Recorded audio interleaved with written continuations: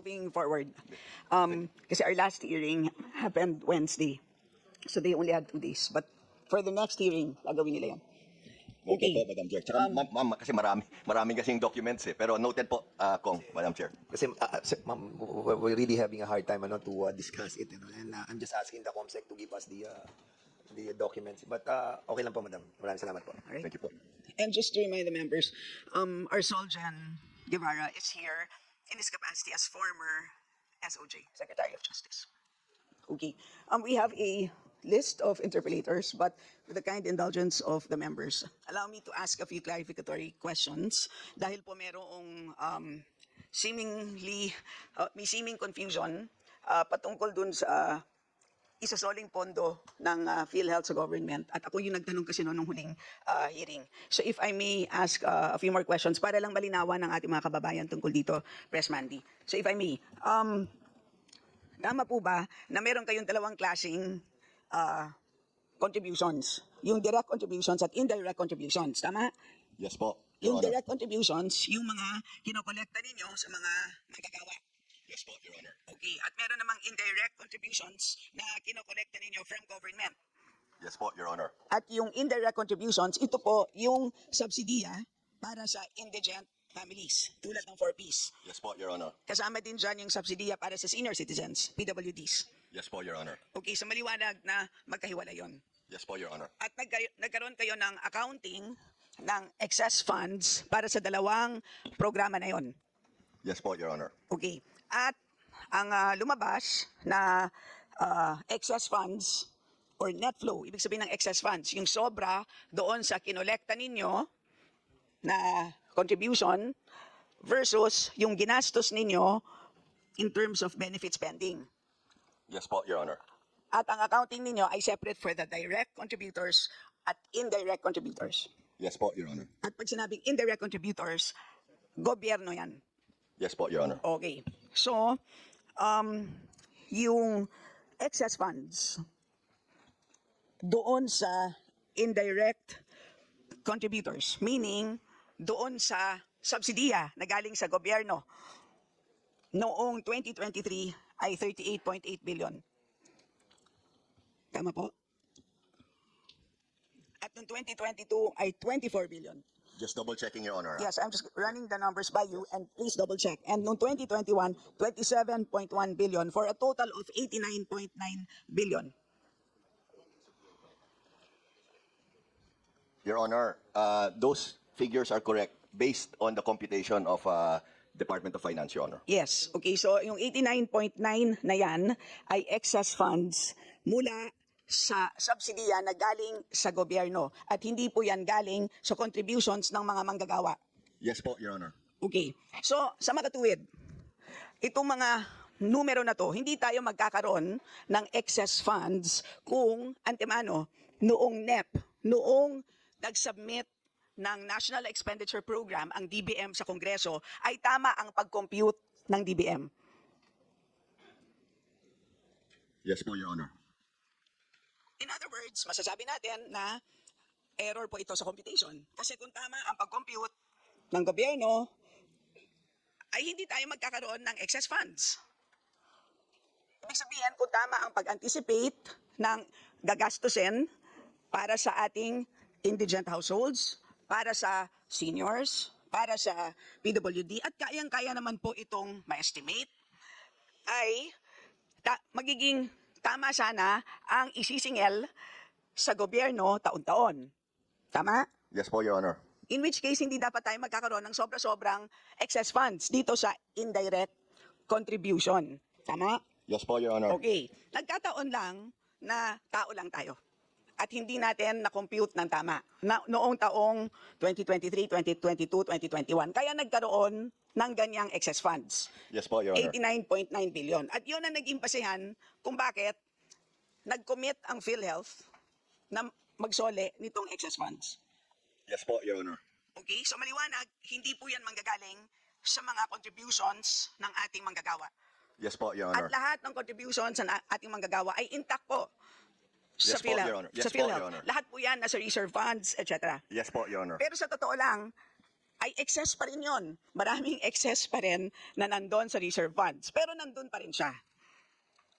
Yes po, Your Honor. But, Honor, if I may, sorry, Your Honor, if I may add also, we are aggressively enhancing our benefit Yes, so let packages. me please just answer yes or no. Under Yes the po, Your law, Honor. under the law, para sa ating mga manggagawa na nag-contribute at meron silang excess contributions pa for whatever reason na hindi natin nagagastos fully at this point in time, under the law, merong dalawang courses of action ng PhilHealth. Tama? Yes po. The first is, pwede kayong mag-expand ng benefits. Tama? Yes po. The second is, pwede kayong magbaba ng kinokolekta sa kanila. Tama? Yes po. Okay. Correct po. So sa ating mga kababayan na nakikinig at nagko-contribute sa PhilHealth, yon ang pinag-aaralan nyo sa ngayon. Yes po, Your Honor. At meron kayong strong commitment that you will do one or the other or both. Yes po, Your Honor. 100%, Your Honor. Okay. So maliwanag na sana po sa atin. Madam Chair, Thank you, Your Honor. Yes, if Honorable I may Garin. be allowed to interject. Pasensya na po, I'm not a finance person. On a layman's perspective, ang ibig po ba sabihin ng pinag-uusapan nyo ay yung 89.9 billion apparently is an overpayment of government to PhilHealth? Yes po, Your Honor. Parang sumobra yung bayad, naging honest ang PhilHealth, sinusoli nyo yung sobrang bayad. Ganun po ba, Madam Chair? Yes po, Your Honor. Yeah. Madam Chair, quick interjection. One question addressed to Secretary Duque and Secretary Herbosa.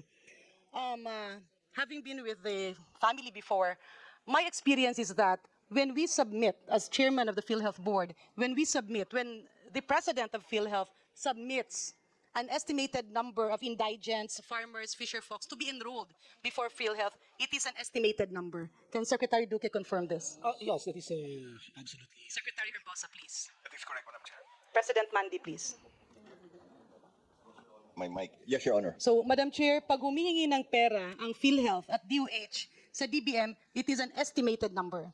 And Madam Chair, last question kay Secretary Duque, because when I was chairman of the board, he was a member of the board, and I believe the president at the time was Alex Padilla, Attorney Padilla.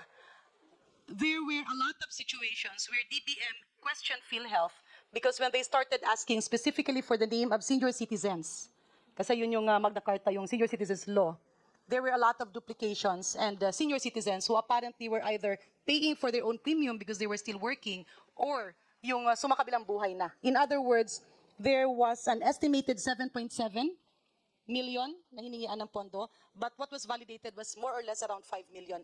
If the Secretary can... Yes, Sec. Okay.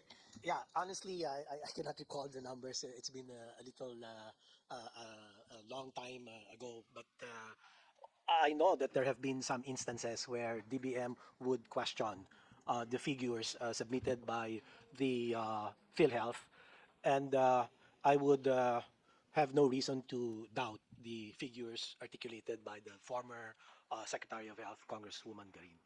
So, Madam Chair, just to recap, what actually happens is that PhilHealth gives an estimate of people whose premium will be paid by government. Na yung kanilang PhilHealth premium ay babayaran ng gobyerno. Ang ginagawa naman ng DOH, pinapasa ito sa kabinete at ngayon nagiging pinupondohan ito ng Kongreso, believing that these are real figures. Along the process, nakikita ng DBM, oops, patay na pala yung mga ito. Oops, double funding yung mga ito. Oops, nag-enroll na pala ito sa sarili niya.